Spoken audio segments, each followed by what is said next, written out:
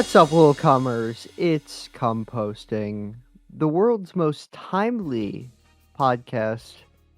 I'm joined here today by my Watchkeeper co-host, Joku. What's up? I'm the red fucking cup of cum in front of Rosa. Oh yeah, that's jam. That's jam mixed with butter for me to dip my biscuits in, and I have my English breakfast tea because I'm having a British breakfast. Dude, that cup looks absurdly large. This Like one, Yeah. it's my comedic cup. Well, like, even with the camera angle, it looks like it's like a giant bowl of soup. It is a giant ass cup. It's like so ounces? unwieldy and heavy. How many ounces does it hold? 6 liters. 6 British liters of tea. British liters. More 7 British liters. I like Oh, the hey. red stuff. It looks like blood or something. Yeah, it's my Aunt Turtle. Shout out Aunt Turtle. I love Aunt Turtle. She got Her a hard home- shell. She don't move quickly, I'll tell you that much. Slow ass bitch. Slow ass fucking bitch. Fuck you, Aunt Turtle. I love you, Aunt Turtle. You're not listening to this because you're voting for Trump. So I'm not out to your ass. But no, it's her homemade strawberry jam mixed with butter with some biscuits that I made yesterday. Nice. Yep. Were you out there? Oh, that was just lip balm. You have nothing? Yeah, no. You have no food? No, I'm not eating while recording. I wasn't eating while recording either. The food was You just just in front ate of me. food! Well, because we were all this talk about the jam made me hungry. Yeah. Then you For a stuffed bite. your stuffed your little gullet. Look, I guess I'm having a seltzer water that's mandarin flavored. That's basically a whole ass meal with all that flavor packed into a zero calorie can. It's 0 calories, so it's good for you. Cool. My favorite food reviewer said that Noah, the one with tits, I forgot what his name was. Noah's food review. He did like Miracle Whip. What cup size we talking? Oh, like the biggest that they are. Biggest Yeah. that Do you remember Noah's food review? Vaguely. Here, let me Vaguely, I pull up the remember. picture. I'll put this up on screen. So for context, there's a food review of him reviewing Monster Energy, the white one. I don't remember the. Flavor. Yeah, it's the white flavor. Here it is. And he just White- says it's white- 0 calorie, exactly like that. There, I'll send it to you so you can see what he looks like. He kind of looks like Chris Griffin a little bit. Oh, this is a J cup right there. I'm thinking like 38 pound J cup. That's my guess. That's awesome. I love his voice. With your waiter. For the waiter. He got that Elmer Fudd in him. Oh. Ayo. But today we watched Megalopolis, Francis Ford Coppola's Megalopolis, and it 2024 came out this year, and it will go down in history as a movie that came out this year. Yeah. Joku, you ever think about how like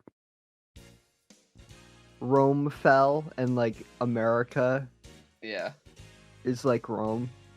Yeah, this is an awesome modern day Roman fable set in today's world. It is with, the like, most.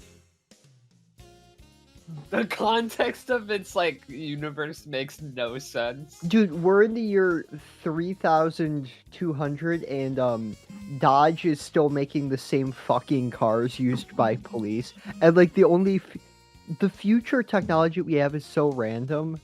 Apparently, in the future, everyone dresses like shit. Also, Yeah. um, but it's the most chud movie I've ever watched. It's an interesting movie. I think it's definitely a one of a kind movie. I've I never seen anything like it. it's completely, it's his vision. This is his vision. Yeah, He it fully is. funded this. He sold like part of his wine company for this. How This old is is he? He's 80. He turned 80 this year. Does he have dementia? Because I feel like this is what. This is the thing though. This movie has been like, he's been writing it for 45 years. Since like Apocalypse Now. So this is just kind of a collection of ideas that is like 40 years old. Yeah, speaking of ideas, the main and character is just Elon Musk in this. Anyway, as I was saying, Yeah. it's just like, it feels like a collection of ideas that aren't like fully thought through, you know? But this is his vision. This is what he wanted. Dude, I knew I was in it for the Diary of a Wimpy Kid: The Long Haul when Adam Driver, the main character of this movie, who plays Caesar, because it's like freaking smart allegory. Because he's Because Roman, bitch, I'm 300 like Roman. he just gives the entire to be or not to be. That is the That's question. everyone. Yeah, every Dude. single person in this makes philosophy references, and they just talk like fucking Redditors. Dude, the one that I found like most annoying was the narrator, which was Lawrence Fishburne. I hated that. Every time like any fucking like Roman plaque would come on screen, he just starts narrating. Except for fucking one, and it took me by surprise, so I'm like, oh fuck, I thought someone was gonna read for me. Oh yeah, and that I one have was to read barely it. on screen. It was long as shit too. Yeah. Dude, Um, I like at the very end of the movie, whenever their kids are singing like the national anthem, and then he comes in for the tail part of it. It's so funny. Like I hated him in this. I just How do hated. you do a plot summary of this movie? Like nothing happens and everything happens. My plot synopsis that I wrote was, this is a Roman fable set in modern times. I mean, that's. Yeah, I guess that is what it is. It doesn't really. They have like some weird, or I don't know. There's a rivalry, and then he takes the mayor's daughter. No, I'm talking about like his ore that like is apparently called Megalopolis or whatever. Megalon. Megalon. Yeah, sorry. I can't remember Megalon. It's okay, because isn't Megalon an animal? Megalodon. Megalodon. Okay, thank you. Which is from the movie The Meg. One of my favorite cinematic. Cinetastical. I saw the premiere for The Meg 2. Theater was fucking packed. Yeah. I even brought like a little shark plush. There's a picture of me next to the plaque where it says Megalodon, the Meg 2. That's awesome.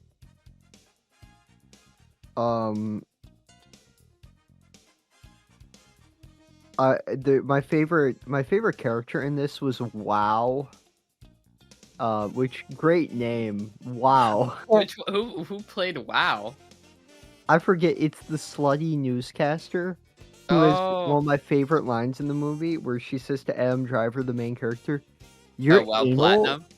you're Aubrey anal Plaza. as hell, but I'm oral as hell." And then she gets on her knees for him, and then she's like, "I love you. We should get married." He's like, "Never marry for love," which is awesome because is this Shia LaBeouf saying this? No, it's Adam Driver that says "never marry for love." Oh. Dude, there's so many like. Dude, the best characters were like played by the people who like didn't care or didn't get the right direction at all, which are Aubrey Plaza, Shia LaBeouf, and Jon Voight. It's like either phoned in or like, I don't know what I'm doing. I'm not getting anything to work with right now. Basically, the plot is that Adam Driver is Elon Musk. Is like, I want to build freaking Megalopolis, and it's gonna be a freaking awesome city. No, the plot of this movie is John Voight's boner kills Shia LaBeouf. That's true. That's the plot of the movie. That is true. Which, arguably, I think that's the best part of this movie. Yeah. Do No, I you think re- No, do you not remember? the best part is the bow and arrow. That's his boner. Oh. Because he's like, I have a hard rock under this blanket. He literally, he referred to his boner as the bow and arrow. Dude, That's what I'm saying. His boner is the bow and arrow. Yeah. My Yeah. review on Letterboxd was Minecraft skeleton origin story. I cooked there. Yeah? Yeah. I don't even remember what mine was. I don't think you gave one. Cause what is there to say? I didn't write anything. Going back to having sex with Adam Driver. He says, "You're anal as hell, I'm oral as hell. Get your big feet on me." What are some other great lines in this movie? Dude, I just wrote down fucking insane lines. The dialogue is all just very strange. The dialogue is like AI. It's like AI Seinfeld or SpongeBob, where it doesn't... it's like something that like Francis wrote like 37 years ago, and then kind of forgot, and then wrote the rest of the sentence like 12 years ago, and it just doesn't make any sense. This has Age of Ultron disguises in it. In order to go somewhere in disguise, you put like a hood over your head, Yeah. and then you're in disguise. Adam Driver tragically lost his wife, and that's a plot in the movie. He murdered his wife. And his rival's daughter, which he impregnates, sees him like tweaking out over an empty bed, like a psychopath, and she's like, he still loves her, and runs away. That was crazy. Yeah. I liked the gay guy, the incestuous gay guy in the movie. Yeah. That guy Which rules. one? Shia LaBeouf? The one with the black lipstick. That's Shia LaBeouf. Shia LaBeouf, yeah. He's the Nazi. Yes, he's He's in drag for like 30 minutes, and then turns into a Nazi. He's Milo Yiannopoulos. Yeah. Also, he's the one that got shot by John Voight's boner in the ass. Yes. And ends up like dating WoW Platinum. Did you ever feel like, what did this feel like watching it for you? It felt like a dream where nothing made sense. It felt like a fever dream. Yeah, it felt like I was in the hospital on morphine. This is I feel like a good description for this movie would be like trying to remember a dream. Yeah. Because like you don't know what the fuck is happening. Because it does feel like I'm like you remember key points, but like you're like, what did fucking happen to get I just there? remember like events that happened it, but like there's no connection between these events because there isn't in the movie. It's like so incompetently made. Which, I mean, Francis is a competent director. It's just like I don't know how he produced this. I don't know what happened here. They bid on a 16-year-old virgin bride in a coliseum. That's like, obviously it was supposed to It's freaking be representative of some commentary from like, I don't know, 12 Like, years ago. J-pop, I think. I don't know. J-pop. J-pop stars in Virginia. I don't know. But then Shia LaBeouf threatens somebody into putting a USB stick into their computer. We still have USB Type A in the year 3200. Even though that's getting phased out currently, but who cares, man? He threatens them to show his Adam Driver 16-year-old virgin sex tape on the Jumbotron. Jumbotron. In the Coliseum, they play trap remixes of like orchestral songs, by the way. And they have an awesome chariot shaky cam that was clearly it's a digital shaky cam. Dude, every fucking like set, like whenever you're at, like you remember the airport like terminal where like escalator that like moves you along in the Megalopolis city. Yeah. Where they're all like talking. Like that looked like the worst green screen I've ever seen. Like this movie looked ugly. This is so ugly. It has Need for Speed Most Wanted color grading. It has piss filter. It looks like a pissy movie. You know what it looks exactly like? Have you ever seen the Linkin Park In the End music video? No. The set design, the coloring, everything in it looks like the In the End music video. I originally said numb, so I need to put In the End music video, goddammit. Yeah. Dude, it just reminds me of like early 2000 like kind of horror movies like Saw that are just have like the weirdest color grading. Yeah. But like it doesn't work. I just want to add to the Shia LaBeouf sex tape thing. After it's played on the Jumbotron, Shia LaBeouf starts cackling and puts a big X over a picture of Adam Driver that he just has. Which that's awesome. I also hate the editing in this movie. The editing is like obnoxious. During that whole part where like Adam Driver, like the background and like he's doing like psycho fucking he's like high on weed and yeah. It has him like it has this insanely become bad editing. The god Vishnu. And he has a seizure or something. I don't know. That's what it looked like. The pop star is revealed to be 23 years old, and then she goes JoJo Siwa mode and becomes a freaking punk icon. Yeah. What do you think of Adam Driver's time-stopping abilities? That like were done 3 times, and then suddenly he's on top of a beam. He's like, I can do it because I love again. It's like Spider-Man 2 logic in this. He's like, I'm hurt, so I can't stop time. Oh, but I love again. Time stop, activate. All I need to say is that a line in this movie is where he talks to time like it's his Alexa. He says, "Time, show me the future." Yeah, I love that line read. He says it like I would say, "Siri, show me the weather." He's like, "Time, show me the future." And he starts like moving his arms around. Like he goes Tony Stark mode. Yeah, that's what I was it's fucking. It's insane. This really movie good. Is. I like the Megamind montage of him with like paper hanging from the ceiling. Yeah. Because he's smart. Dude, watching this in a theater, like, I felt awful. I felt trapped. I watched it with Goob. Oh, you watched it with Goob? Yeah. How was that? Goob loved it. Because Goob's, like, big into philosophy.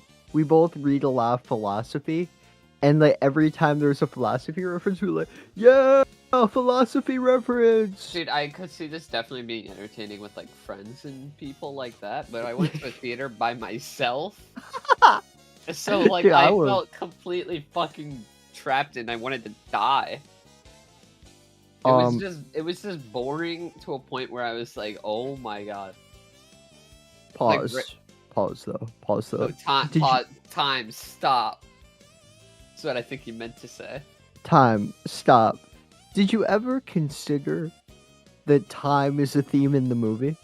And that Adam Driver is described, and I quote, as a man of the future possessed by the past. But did you ever consider the Nazi tree stump? Nazi tree. The swastika tree stump. You watched it before me, and you're like, yeah, there's a swastika tree stump in the movie. I'm like, what does that even mean? And I watched the movie, I'm like, yeah, I guess that's the only thing it could be. That is what that is. There's a guy with a sonin rod tattoo on his forehead who hires a 12-year-old child to shoot Adam Driver in the head. It's the funniest scene in the movie because I thought that he told him to sign a book. I'm like, okay, obviously the book is a bomb, right? Yeah, something's gonna be a bomb. Yeah, I thought the book is a bomb, but no, the 12-year-old whips out the gat and he's like, "Nice meeting you too, bitch," and they shoot some gangsta style in the fucking face. And then he uses his megalodon to And then his I eyeball. thought, I'm kidding you not, I thought they became like mentally disabled from getting shot. I'm not kidding. I genuinely thought that Adam Driver character became mentally disabled because what like the next two scenes he's just like like I'm doing this Adam insane Driver. wail. Except I think it was meant to be a cry, but I'm like, this is the worst disabled this is the worst representation of a disabled guy I've ever seen. Also he takes off his head bandage and it's revealed that it's Megalodon In his eye. He has in a his whole eye. fucking shark up in there. And he there's Lawrence of Arabia like Arabic music playing for way too long when he takes off his headscarf. It was so funny. Yeah. Um It's quite a movie. I thought you would he gets enjoy he Shia gets LaBeouf. surgery done.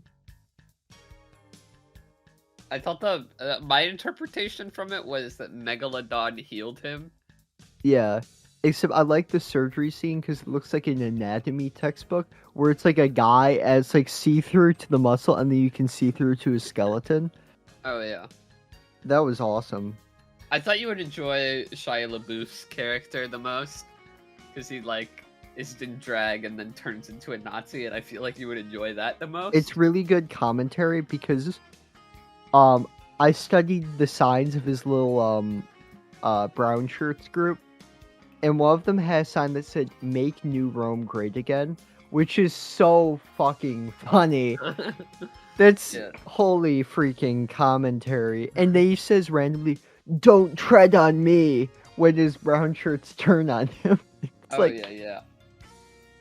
I thought you would get. I when I saw that character like go down that path, I was like, oh, Rose is gonna have a field day with this. yeah, okay, and we're getting into some Were political they your commentary. favorite character? No, because the proletariat in this movie is treated like this inconvenient afterthought. It makes the assertion that a new world can be born of the old through great minds and great men alone, whereas historically, new better worlds are born of a destruction of the old and a domination of one class by another. Not by the grace of the ruling class. And the way that the film treats the working class is sort of the Hitlerian ideal of the unwashed masses. I would consider this to be a fascist work of art, fundamentally. It shares so much in common with the Italian futurist movement, that I would consider it a fascist futurist piece of art.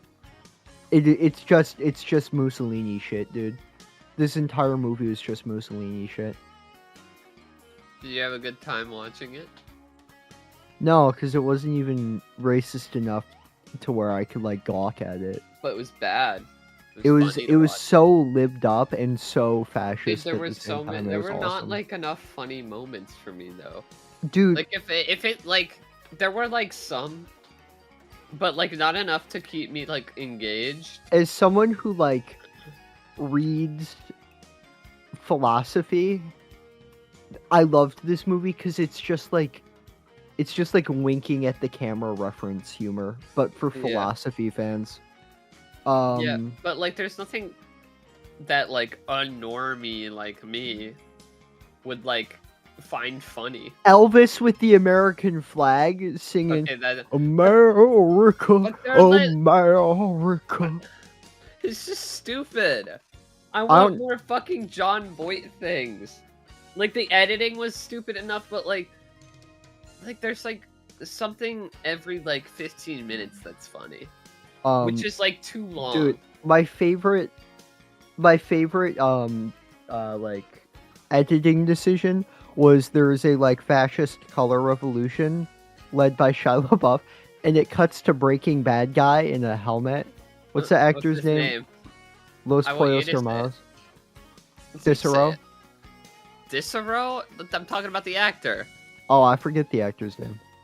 It is. I'm gonna fucking butcher this, but I'll attempt it. Giancarlo Esposito. Giancarlo Esposito. It cuts to the mayor when this I honestly, he's my fascist color favorite revolution. character. He's so funny. When this fascist color revolution is going on, it cuts to him in a World War II military helmet saying, "There's violence in these streets." For some reason, his performance really reminded me of Will Smith in Suicide Squad, Yeah. where he just doesn't want to be there. His line reads, he's like, I think "Caesar-" he's like he actually tries. Cause I feel like a lot of these people are like Francis Ford Coppola, Godfather. When am I at, like this is the end of his road? I get to be in a Francis Ford Coppola movie. Like, even if it's not gonna be good, I get to work with one of the most I would say profusely known directors. The guy that made Godfather 3, the best Godfather movie. And Apocalypse Now. So I feel like that's where a lot of people came in. And I feel like people did try. But there's like a lack of symbolism of Shia LaBeouf and the guy with the Sonnen rod tattoo being hung upside down. I did like that because they did recreate in the shot the famous picture of Mussolini and another fascist being hung upside down. I did legitimately enjoy that. There's some shot decision like this movie does have a lot of nice shots in it. It's just kind of messed up with the horrible color grading. Like the movie just looks like ass. And all of Megalopolis, any scene with that looks ugly. What the fuck even? What was going on there? Dude, I don't know. The movie ends with him opening up Megalopolis, and he's like, "There will be a garden for every adult." How does this work? They have the Jurassic World hamster balls that they ride around in. Yeah. It plays a montage of Hitler and Mussolini. And it cuts to the Statue of Liberty, which I like how I got semi-spoiled in this in the funniest way. I was looking at this movie's IMDb, I was scrolling down the actors list, and I just see Adolf Hitler, self, Benito Mussolini, self. I'm like, what? Well, you think it's gonna be like archive footage, probably. I know, except I'm like, huh? And I forgot about it until the last minute, which is when they whip out the Hitler Mussolini footage. Yeah. Anyway, do you wanna wrap this up? I'm gonna let me think. Did I miss any funny things in my notes? While you do that, I'm gonna just give my final thoughts, my closing statements as it may be. Overall, found it to be a mess. Criticisms: looks ugly. Acting, editing, and lighting. About it. Oh, the way he's convinced to like the mayor, his rival's daughter, is when she's like, "You're not bound by anything, not even T symmetry." He's like, "Hold up, you might be freaking smart." Every time there was like any sort of twist in this movie, me and Goob, Twitter user Gooby_guy on Twitter, we would say to each other, "Things just got interesting." Or what the? Because Minecraft Parkour Civilization has ruined my mind, but Do you want to score it? Yeah, I gave it a 4.5 out of 15. I'm thinking a 4.5 out of 15 as well. That It's a 9. there's a 9. Where does that put this movie on the cum ranking? Why is the Letterboxd website all like fucky looking now? What are you talking about? Is this just for me? Let me share my screen. It looks normal to me. Look at this shit. I'm not zoomed in. It just What the looks like fuck this did you? now. What happened to you or yours? I don't know. Control F. No. What did you do? I didn't do anything. It just started looking like this yesterday. Mine looks completely normal. Okay, but what does the where does that put on the ranking? Do you want me to look it up? Yeah, I can. I don't know how to wrangle that Wrangle. shit. I don't know what to tell you. It's everything. Every poster is just like really large. I don't know what. Every image on the screen is blown up to maximum size. I don't know how this happened. There's not even a way to do that on Firefox. It's not like my Firefox is hardened, except I don't have any like weird settings on it. All right, it's just stock hardened. Megalopolis would be tied with Inside Out 2 and Skate and Die. I say both of those are better, but you can choose where it goes. I do think that Skate and Die is more coherent, and Inside Out 2 doesn't look that bad. I feel like Skate and Die is more insightful commentary. Alright, so going under Skate and Die. Skate and Die. That puts it between Skate and Die and The Interview. Yeah. Alright. Wow. We watched another movie from this year. We watched Will and Harper. Now imagine the Green Book. But for trans people. But for trans people. But that's now. Will Ferrell takes the place of the Italian guy. Pure kinography, absolute cinema. I'm doing the pose right now. I'm doing the pose. Whose pose? Old white guy pose. Do you actually know the person? I know the guy. It's just the name's escaping me right now. What's his name? I know the name. I just forgot. Wait, I don't know. You hold it until you think about it. This is really great for our audio show. The picture is the picture. It's on screen. Of Martin Scorsese. Martin and it says Scorsese. Absolute Cinema. Can someone make an edit of it so it says absolute kinography? Thank you. Dude, knowing you, you'll probably just make that. Yeah, I have a photo. I use Photoshop. Yeah, no, but you're like, can somebody do it? And then you'll just do it. I know. Yeah. Anyway.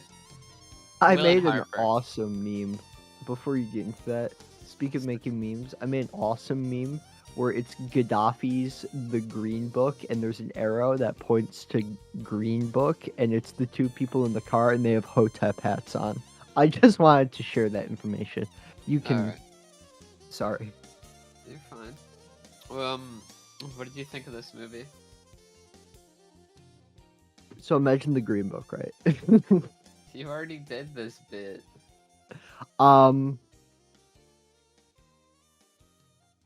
It was fine. It's about Will Smith, and Harper What?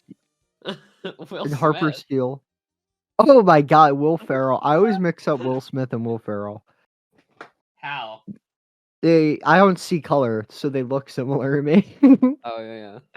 I'm a colorblind liberal. I thought you were like doing a bit. I was like, oh no, you're not.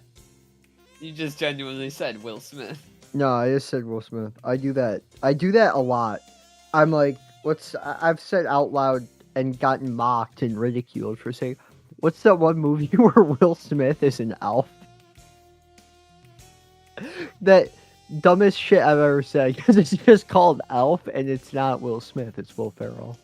Anyway, so we have Will Smith and Harper Steele Yeah, Harper Harper Steele and Steele. Will Smith are both have been friends for a really long time. They worked together on SNL.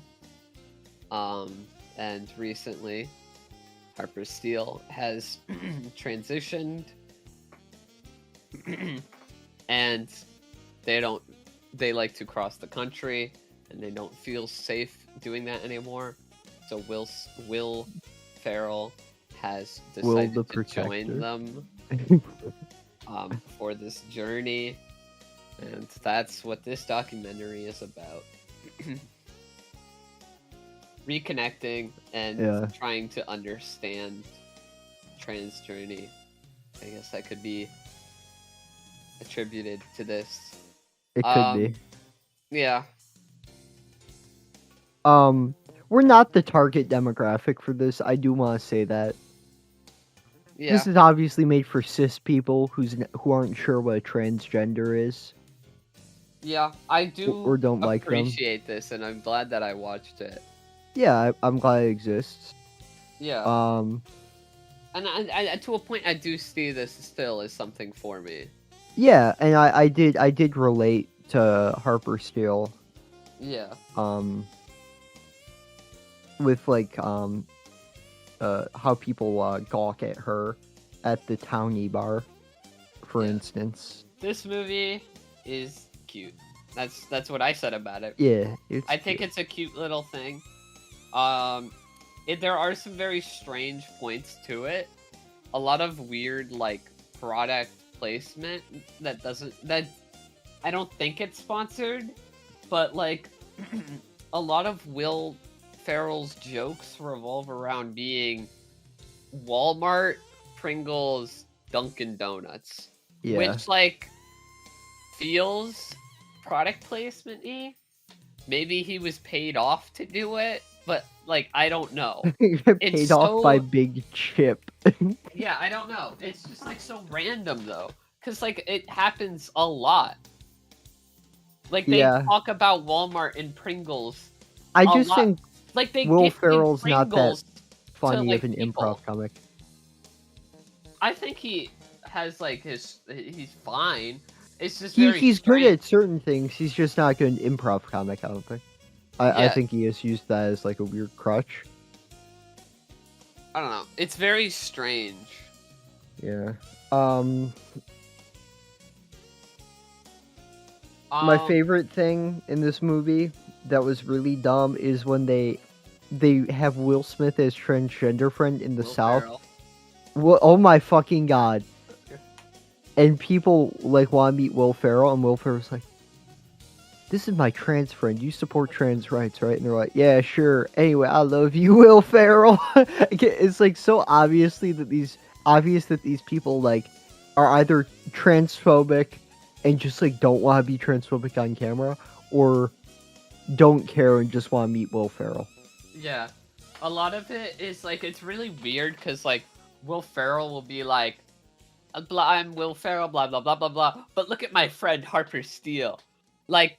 I'm Will Ferrell, shout out, like, I'm Will Ferrell, let's go! And my friend Harper Steele, and then, like, tries to get people to say, yay, Harper Steele! It's, like, very weird in that way. My favorite thing is, when he fucks up, he shakes hands with a transphobic governor. Yeah, and he's, like, crying. And he's like, oh, I really messed up. The transgender person needs to comfort Will Ferrell. Who shook hands with a fascist. Yeah. Like, Will Ferrell, you fucked up, but you're not... How do you not know the governor of the state you're in? Okay, I feel like that, now that I said that out loud, I think that that's just me being way too politically engaged. I think, like, most people don't really think about, like, a random state that they don't live in. Yeah, that's like, fair. Do you know the governor of Iowa? Governor of Iowa? He's fucked up, probably. Alright, well... Obviously you don't, so... Yeah, I've never been. Well, Jonathan Potato. Oh, potato farmer. I'm a big potato farmer. Hello, potato. I don't know, it's just weird. Like, this is also a movie that, like, I would show to, like a parent, you know? It's like RuPaul's Drag Race. Like, it's like RuPaul. Because, like, RuPaul is a gay guy that you would show your straight dad, you know? Because, like, RuPaul, like, out of drag, he's in dresses. Not dresses. He's in suits. Like, tailored suits. He wears a shit ton of tailored suits. Like, every episode of Drag Race, he wears, like, a new suit. But, like, he's, like, a normal guy that you would show your dad, you know? Yeah. That's, like, because, like, I don't know, it's the same with this movie. Like, it's something that I would show a parent. It's, like, not super offensive or, like, a jarring in, like, that sense, you know? Mm-hmm. Yeah, it felt very milquetoast. Yeah. It didn't really, it just, the way it treats transphobia is sort of, they only really bring up institutional transphobia with the governor thing. They just bring it up as people being mean, which it's more complicated than that. Yeah, but you can't get into that in this movie because this is a boilerplate like, kind of movie. Transphobia is just like a subset of misogyny, and the way that we understand misogyny is as being institutional force. Transphobia is just a part of that. It's like a part of a bigger picture of like gender depression in our society.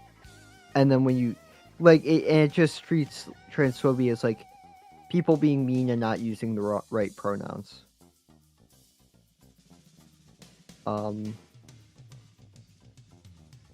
Which I feel like they could have done a little bit better. Yeah, I wish it like definitely went more in depth in this. Like it kind of like every like new day kind of, because they kind of put it in like the 17-day kind of thing. To do a La Haine stuff. Sure. Where it just like kind of counted the days, and like they'd have like some night where like something happens. Next morning they talk about it for like 5 minutes, not even that, like 3 minutes, and then they move on. So like, I wish that a lot of stuff went more in depth. It kind of felt like they just were kind of tackling a bunch of subjects and like said a little bit, but not enough. The weirdest thing to me is that they never really get into the whole bathroom thing. Yeah.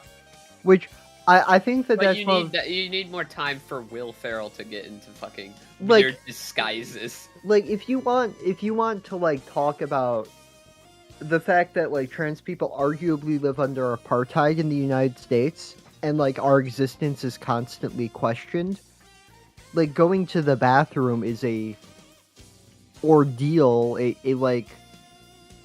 a stressful ordeal for every trans person. And the fact that they didn't like even touch on that a little bit is weird, because it doesn't really want to take a side other than be nice to people. Yeah. Which I mean, I'm fine with it.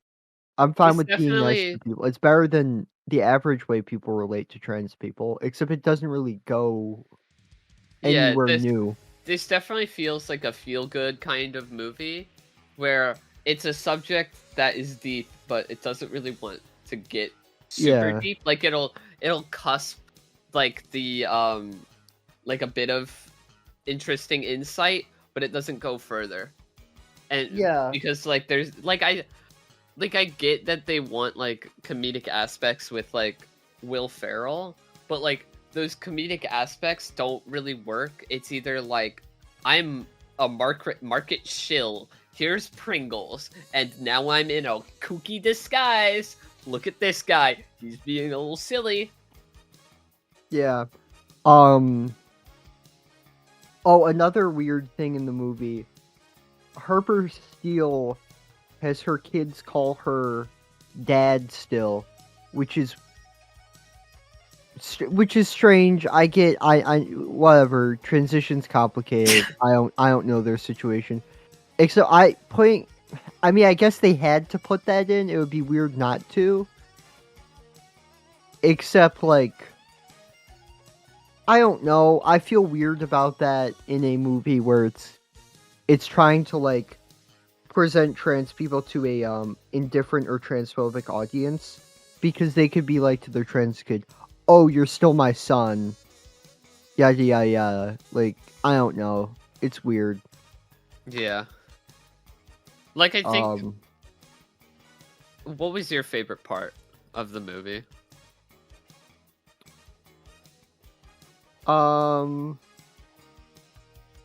Because personally, for me, my favorite part was not really even related that much to the movie, but it was watching it with you because we had a bunch of great conversation. yeah, Like, yeah, it kind of, like, we kind of paused it, like, every couple minutes because we would, like, just start talking about something that, like, went deeper than what was happening in the movie.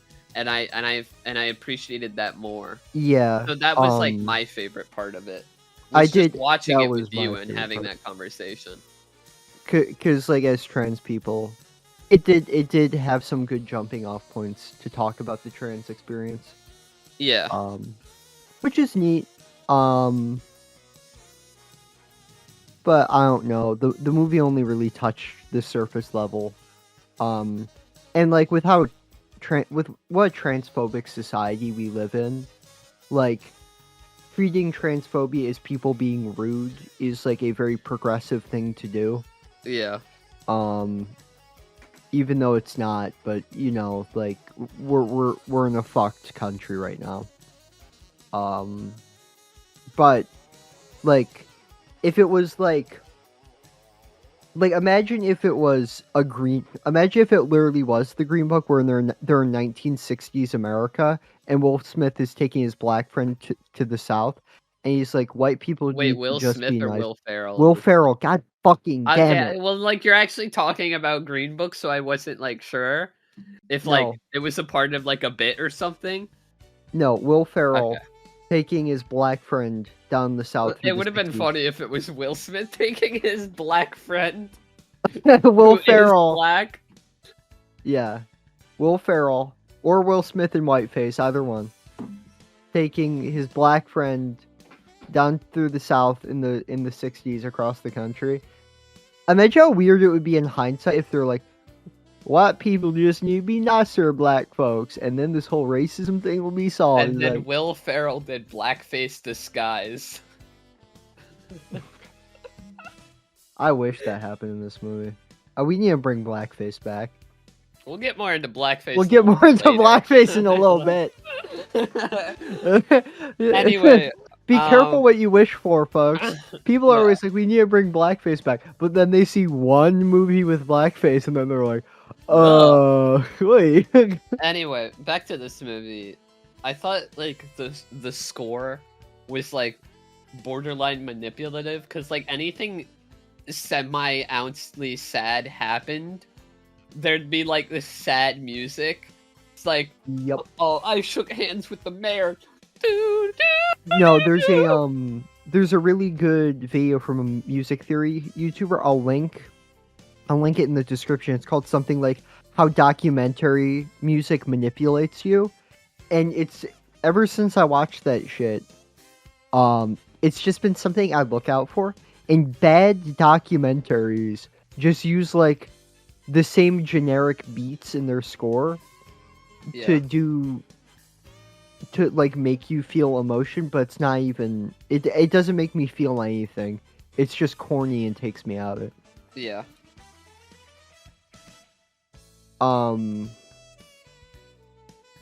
Also, they don't talk about non-binary people, which was only weird because a kid with a non-binary backpack. You're forgetting the unicycle. Unicycles up to Will Ferrell and Harper Steele, and Harper Steele's like, "Hey, non-binary studies, Wait. can I borrow your unicycle?" Do you know Will Ferrell? And the non-binary is like, no. Can I please leave? Because they're like they like ask everyone, do you know this guy? And like a bunch of people are like, no. Will Ferrell is apparently, which is so funny because like I don't know how they found people who don't know who Will Ferrell is, but going off of this movie, migrant cleaning lady, Wasn't like one of them like just like some Didn't speak English. Hispanic person? Oh no, going off this Non-binary? movie, you'd think that like Will Ferrell was as famous as host of the composting pod Joku, where there's like a few people out there who know who she is, but you know, I feel not like he's like they portray it as he's popular as like Larry David, yeah, you know? which he might be. No, like I've been recently watching Curb Your Enthusiasm, and like there's like parts where they're like he's like the writer from Seinfeld to normal people to like kind of be like it's a whole thing. You If I kind saw of Larry David, I'd kiss him in the street and sweep him off his feet, and the musical score would be playing. Would be like, yeah. Anyway, do you have anything else you want to say? Harper Steele is a badass name. That's a good name. Mike, you got your criticisms? I got mine. You can go first. My criticisms: Will's comedy, music, and product placements. I laid out my sociological criticisms of the movie. And the score is, but that's just a documentary thing, unfortunately. Like, there are very few above and beyond documentaries that don't fall into that picture because nobody calls it out, and it's such like an easy way to like make people feel something. I guess I get why they do it. It's just lazy. Yeah, those are my criticisms. Score. Would you like to go first? I gave it a 9 out of 15. I usually have it pulled up on my laptop. I'm just gonna cut this out because like I ain't.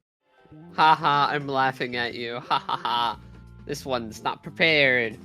I was prepared. I had it open, except that I was like, I looked at it, I'm like, wait a minute, I can't see anything. Huh. Well, wear another pair of glasses, blindo. Whoa! You can't say that anymore. Blindo the bat. Game. Whoa. Those are fighting words you're doing there. Well, how about you put your foot down and say your score? I'm putting my foot down, and I am giving this movie a 9. Nice. Which means it isn't. It's an 18. It's an 18 out of 30. Where's that point on the cum ranking? Between I Saw the TV Glow and Sick Kitten. Thank God Sick Kitten is still on top. Sick Kitten is underneath it. Fuck! Sick Kitten had the first close-up. Yeah. According to a YouTube video. That's awesome. Why you shouldn't, but why you should watch Birth of a Nation, which is the next movie that we'll talk about. Rosa picked this movie for us to watch last week. I mean, 2 weeks ago. No, last week. No. So we didn't record last week. This is coming out this Thursday. Okay. Oh, yeah, I guess. I'm sorry. I'm thinking in literal terms, not podcast terms. Yeah. You have to think about the continuity. Our audience would be confused and afraid if they didn't know it. We were... If they all think that it's live and we're like actually talking to them and we're in the same room. You can't break that immersion. Yeah. Anyway, Rosa picked out this movie, Birth of a Nation. Big DW. Back at it again. By D.W. Griffith. 1915's Birth of a Nation. Do you want to give a synopsis? So imagine like history, but it's being written with lightning. So it's like really exciting. And you get a whole lot of birth and a whole lot of nation. You get to see that whole thing get born. So basically, what you're describing is this is a movie about a pregnant woman in America. It yes, it A is fat pregnant bitch in a America. fat pregnant bitch with a big pussy. True. Big sopping. I can't say that on YouTube. Fill in the blanks. It's Mad Libs, but for jokes. So this is I'm gonna say a racist, believe it or not, hot take, I know. Whoa.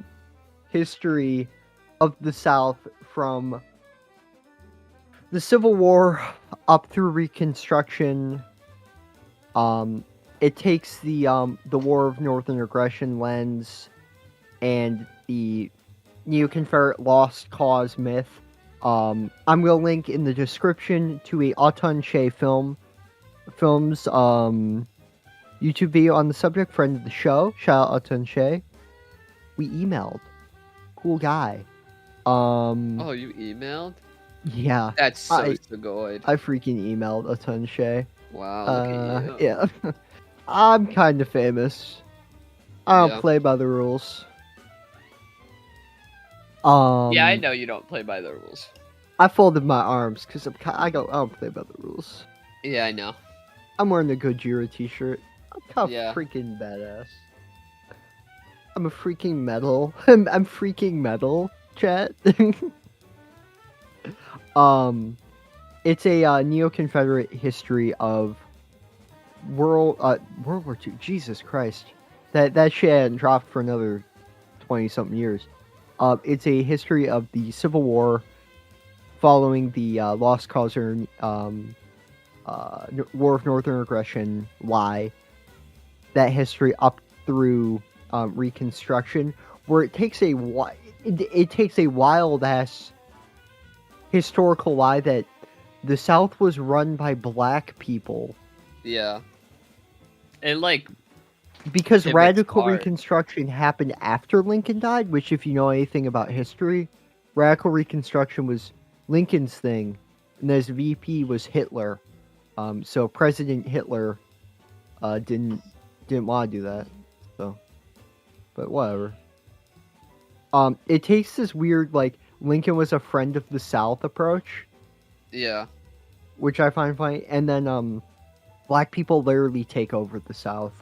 But who's there to stop them? If not, we can't say that on YouTube. Oh, the Klan with a K. The Clash of Clans. My Clash of Clan. Your Clash of Clans. Wizards. The Clash of Clans wizards. Dude, I believe they're called mages. No, because it's the Grand Wizard.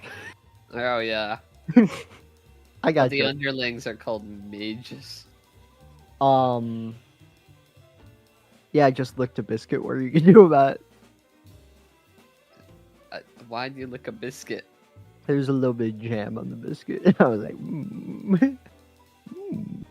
Yeah, buddy.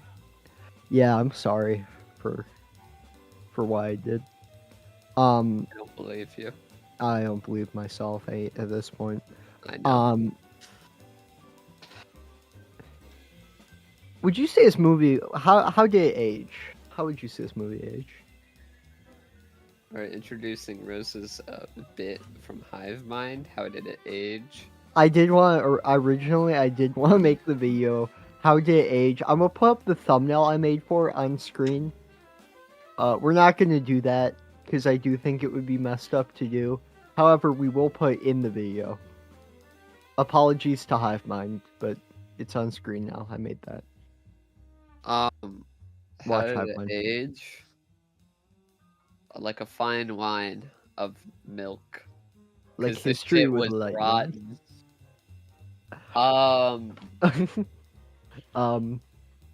This Yeah. movie has every hallmark of 1915 cinema. Do I even need to say it's racist? It's the Ku Klux Klan. Like, do I need to explain You why? can't say that. It's the Clash of Clans wizards. Oh, it's the Clash of Clans movie. It's a Clash of Clans movie. It's the Clash of Clans movie. Do I need to explain why that's racist? No, it was blackface also. Which honestly, blackface not nearly as bad as promoting Clash of Clans. I play Clash of Clans. What the fuck? You can't say that. I play Cock. I play Clash Royale. Sorry. This movie actually caused the creation of Clash of Clans 2, Clash Royale. And a lot of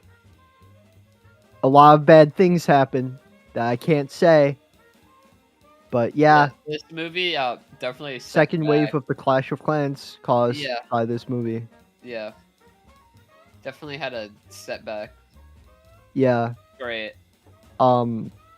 Which makes it hard to rank because like the reason that this movie studied in like at all film circles is because this was the first major American blockbuster. Yeah. And it also had new techniques. Yeah, it popularized a bunch of new techniques like the close up. I mean, these things were in other shorter films, like The Sick Kitten was the first movie that used the close up. Which but we didn't know that before. We didn't know that. We just thought it had a sick ass cat. Whatever episode that was. But like, yeah. With that information, I'm glad that we ranked it like a 17. Yeah, well, I liked it. Yeah. I rewatched it recently. Oh yeah. Did your experience change? Were you like, wow? I was like, wow, it really is close up. There's so many filmmaking techniques that this is known for popularizing, not inventing, popularizing. Like so many filmmakers, this was their introduction to new techniques, which thrust the art form into a new age. However, it led to the second wave of the Clash of Clans, and yeah, and they definitely did try to raid in this movie. I just wanted to make that joke while it was. They raided a black guy's base because he was trying to join a woman's clan, and then the woman uninstalled. She went to her builder base. Dude, that's such a good euphemism for suicide. They're in their builder base now. The thing is, this is like all Clash of Clans references. See? He goes Clash of Clans goblin mode. He tries to plunder the white woman. So the clan sends in their support groups to the clan castle.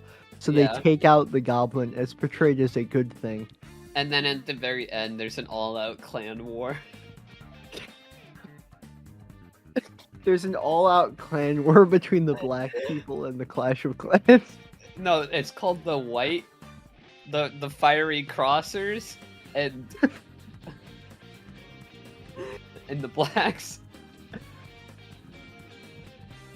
Man, did you know I first got Clash of Clans in like 2013? My username, you want to know what it was? What? Devil. You want to know what my second account was?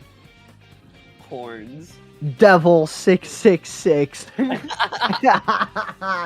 Dude, I rocked. I was so edgy. And I tried to convince my friend to make the name of our clan the name of the Clash of Clans group in this movie. I'm not even kidding. I didn't know what it was. I just knew it was fucked up and wrong.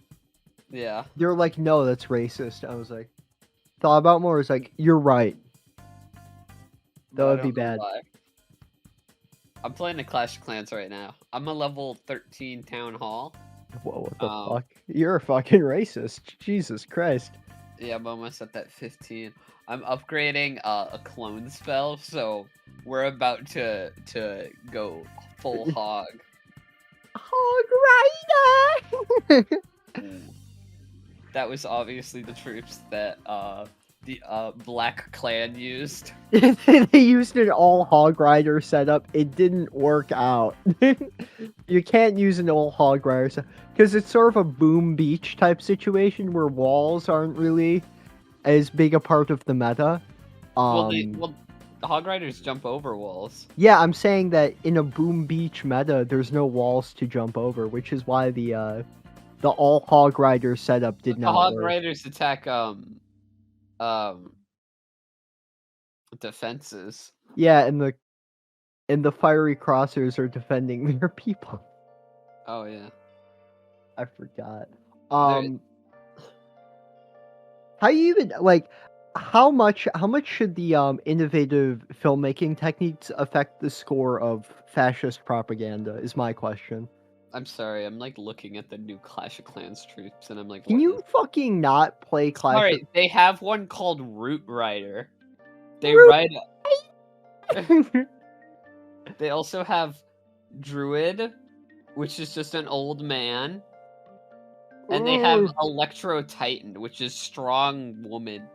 Do you know what Sorry, I PEKKA got stands for? what? You know what PEKKA stands for?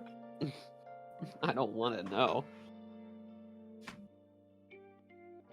Anyway, back to our Clash of Clans base. Um,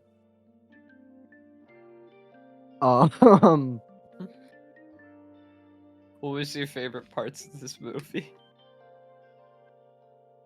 dude, I can't believe I'm about to say these words. When the Grand Wizard of the Clash of Clans is riding his horse to go do the clan war against the Hog Riders. When the barbarians. When the barbarous Clash of Clans. My favorite part was the cinematography and score. And don't take this Yeah. the wrong way. I feel bad saying this too. We don't like it. But It's bad. the costumes. I did like the costumes. Not the clan wardrobe. They look like shit. Why do they have plungers on their I'm head? talking about like the actual people's costumes. Yes, Like the- the first half, I was like really involved with the costumes. also That's because there's no Clash of Clans yet. the movie is very visually impressive. My other favorite scene was when they're charging the Union trench in the Civil War battle, and like he shoves the flag into the cannon. There's so much bravados and like I love balls all the put wide on shots display. It's at so during that good. part. I did enjoy this film's use of the color red specifically. Yeah. In moments of intensity, they would put the black and white slides on a red background. Yeah. I thought it was cool. I did enjoy the way that they used black and white in an interesting, visually engaging way, where I was engaged visually for the 3 hours for the most part. Yeah. The second half was like more of a slog though for me at least. Yeah, same here. Second half, the only reason I was engaged is because I was gawking at how insanely racist the film is. That's like what you get the second half. That's only like kind of engaging. Like the first half, I don't know. It's just like I'm kind of just fully in it, and then like it pauses, and then I have to restart. But like it's like the only thing to jump off of that's like entertaining is how racist and insane it is. Yeah, which isn't But like, yeah, in the film's favor. Yeah, it doesn't. I did like the warning before the second part. Do you remember what it says? This is not a commentary on any this doesn't reflect race. any current race. Just so fucking just stupid, the old ones. I like how they bring up Aryanhood. Also, that was bad juju. Hitler loved this movie, by the way. Wait, really? Yeah, read the book Hitler's American Model. Really good book about how Cough. Rosa loves it. I have read Mein Kampf. She talks about it a lot. I did not enjoy it. I talk about it because I didn't enjoy it. Yeah. I don't really talk about it that much. Maybe like once a week you mention it. It's usually offhandedly, but you still mention it.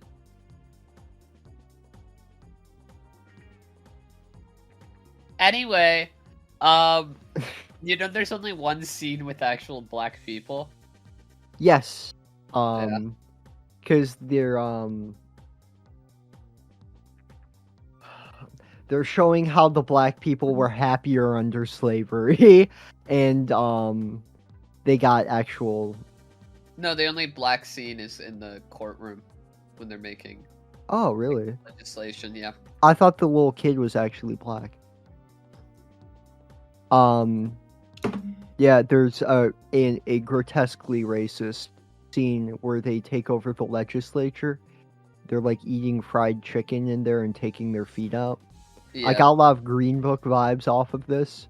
Yeah, this I don't know what to say about this movie that like already hasn't been said. Yeah, racism bad, techniques like innovative, but like it's a bad movie. Like we've seen it all before. This has been like talked about for like hundreds of years. I don't know. Yeah. It's I've reflected a lot on how I even rank something like this. I think that the only way I can, I'm giving this a 0. I don't.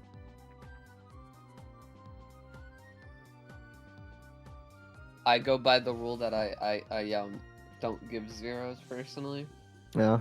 That's my kind of philosophy yeah. on stuff, but I think there are some elements that are interesting within this piece, even though it is abhorrent. I still think that there are some takeaways that are interesting, and there are some things that can be commended about it. But I will say, I'm giving it a 3 out of 15. I will say I'm glad I watched it. Yeah. And you might be confused. Rosa, on your Letterboxd account, you gave it 1 star. On the show, you gave it 0.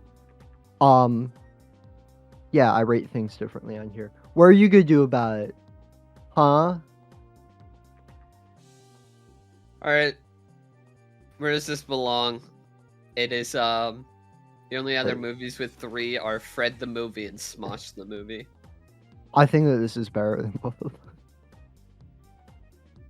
No, I'm kidding. Right. I think above Smosh, below Fred. Smosh is below Fred.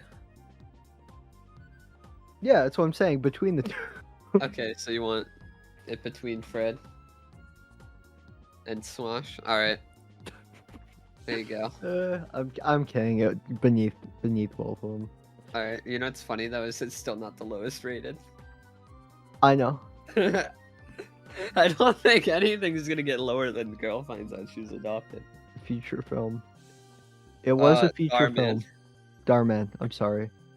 No, that's the last part. Oh, feature film Darman. Yeah, you're right. I'm sorry. Yeah, I will say, I do think that everyone should watch this. I do recommend people watch it because it is important to know your enemy, and there's so many parallels to the modern conservative movement due to the fact that their racism is often based in sexual insecurity. You see that with the incel movement. You see that with racists and their obsession with black men's genitalia. It's a contemporary piece. It's a study of racism in the time it was made and the attitudes pervasive in the time it was made. D.W. Griffith was by no means considered a extremist at the time of its release, to the point that the man elected president himself was a friend of Griffith and called it history written in lightning. It was contemporary at the time, it's contemporary today, and it's important that people engage with fascistic works to understand how fascism functions and how the proletariat is duped into acting against their own class interest by these people.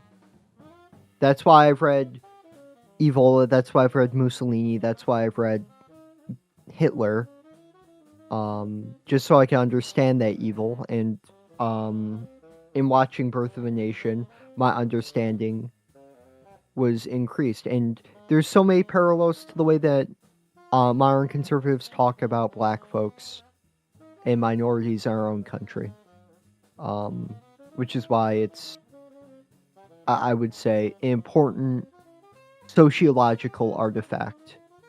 And you're playing Clash of Clans right now. You're playing Yeah, I playing know. Clash of Clans. Yeah, I you are wanted to playing. make that joke, but you took it from me. You ripped it straight from I my saw hand. it. I saw I, you were holding your phone sideways, tapping well, I on the wanted screen. to say after you were with your little spiel, I'm playing Clash of Clans, but you took that from me.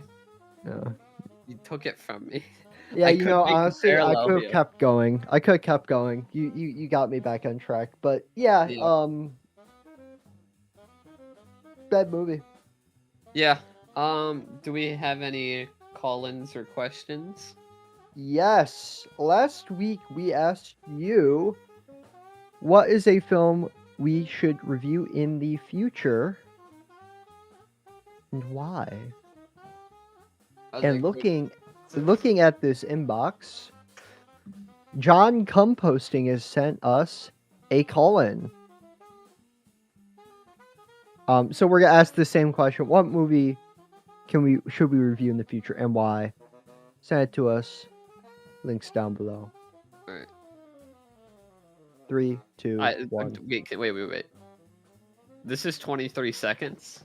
Yeah. So I'm gonna make an assumption and say that they did not give us a reason why. Probably there is gonna be like, I think you should review Peter Pan, average composting man. I'm kidding. I love you all. I love all of my little co-nerds. Anyway. Anyway, let's see what playing John Composting has to say.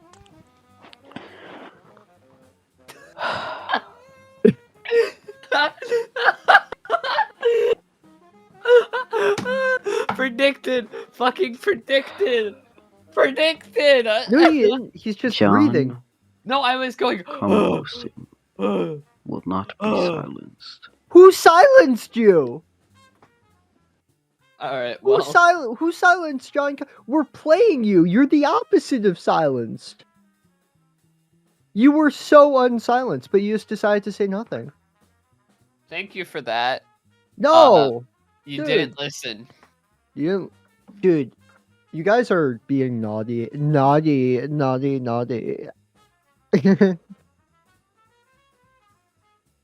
I'm sorry.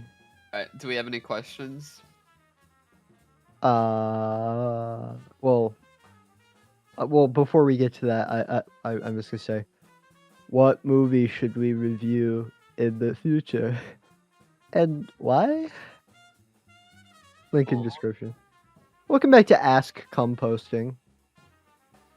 Let's check the Q&A channel in the Patreon exclusive Discord. There's nothing in there. Did you have any questions? No. I guess I'll ask one. Alright, there you go. I came up with them last time, bro. How much wood a woodchuck chuck if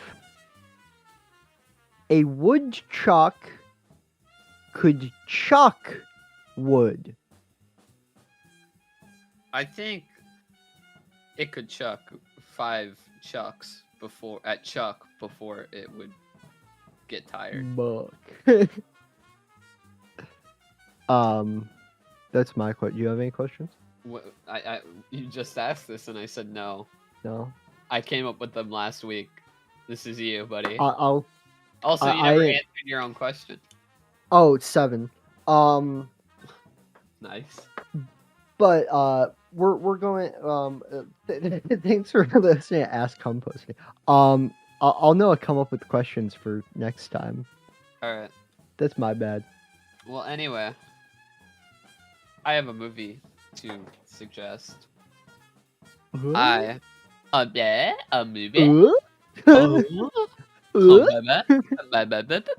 A movie? I am recommending a movie that's been on my watch list for a while.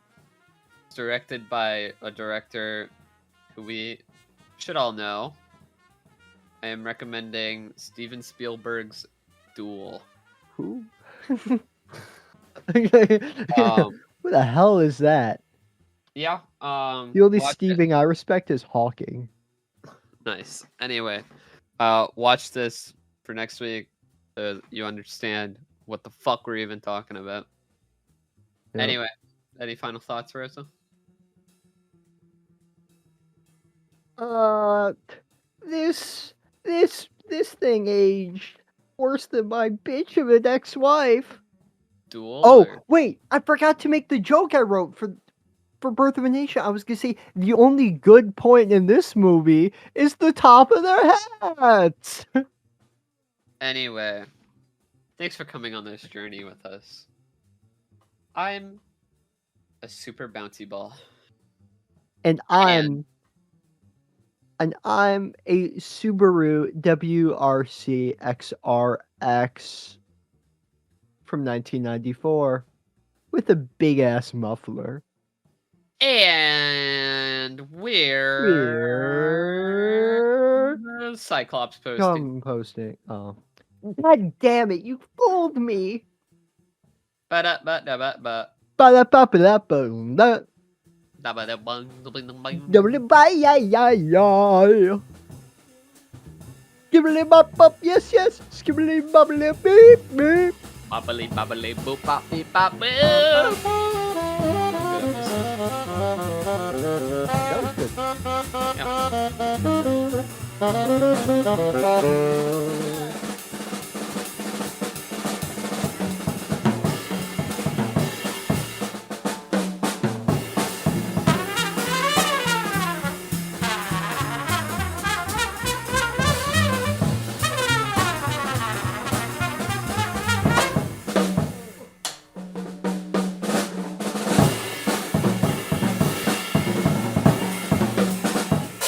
That